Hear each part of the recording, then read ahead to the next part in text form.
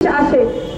এই মুহূর্তে আমি একটু সুযোগ পাইয়া আমি আমার বাচ্চাটাকে হাতে ধরে সামনে আটটা ফার্নিচারের সামনে জাকির হোসেনের দোকানে দৌড়ে গিয়ে উঠি।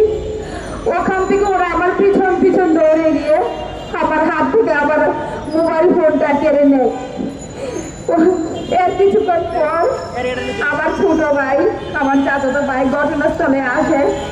ওরা ওই কিশোর গ্যাং আলী আশরাফের ছেলে আরিফ এবং নূরপুর হক কমিশনারের ছেলে সোহেল এবং নূরপুর হক কমিশনারের মেয়ে শাহানাজ আক্তার সুমনা, নূরপুরের হক কমিশনারের মেয়ের ঘরের ছেলে শাহানাজ আক্তারের ছেলে স্বামী, ওরা ওখানে আমার ভাইদেরকেও মারতে আসে।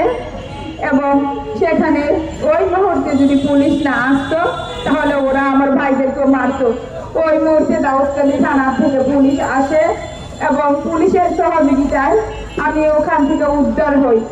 পুলিশ আসার পর ঘটনাস্থল থেকে আসামিরা এদিক ওদিক দৌড়ে পালায়া যায়, কিন্তু আমাকে সন্ত্রাসী হামলাকারী নূরপুর হক কমিশনারের মেয়ে শাহানাজ আক্তার সুমনা সে ঘটনাস্থল থেকে পালাতে পারেনি। পুলিশ তাকে ধরে ফেলে এবং আমার সাথে করে তাকে থানায় নিয়ে যায়।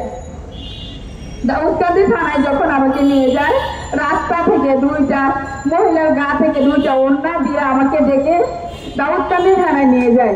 দাউদকান্দি থানায় আমাকে নেওয়ার পর অনেক বিএনপির নেতাকর্মী থানায় আসে আমাকে দেখার জন্য।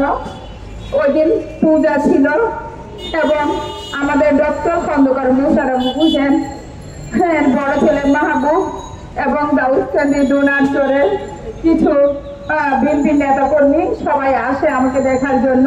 দাউদকান্দি থানায় তখন অবস্থান করেছিল দাউদকান্দি থানার তদন্ত ওসি শহীদুল্লাহ প্রধান, দাউদকান্দি থানার officer in charge OC Junayed Chowdhury, Daudkandi থানার সেকেন্ড ওসি এসআই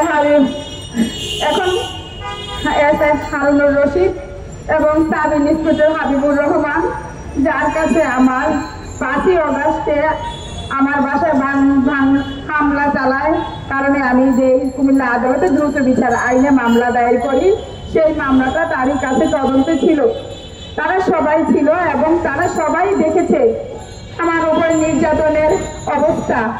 আমাকে ওরা কি নির্মমভাবে নির্যাতন করেছে এবং ওরা আমার পরনের বস্ত্রটুকু খুলে নিয়েছে। এত সবকিছু নিচে চোখে দেখার পরেও তারা আমার কাছ থেকে একটা চাকরিত এধারে স্বাক্ষর নিয়ে চাকরিত এধার নিয়ে আসে, বলে এতে স্বাক্ষর করে আসামি আটকাইতে হবে। ওই চাকরিত এধারে আমার কোনো বিস্তারিত লেখা ছিল না। আমি ওসিকে বলেছিলাম যে এধারে মামলা হবে না, আমি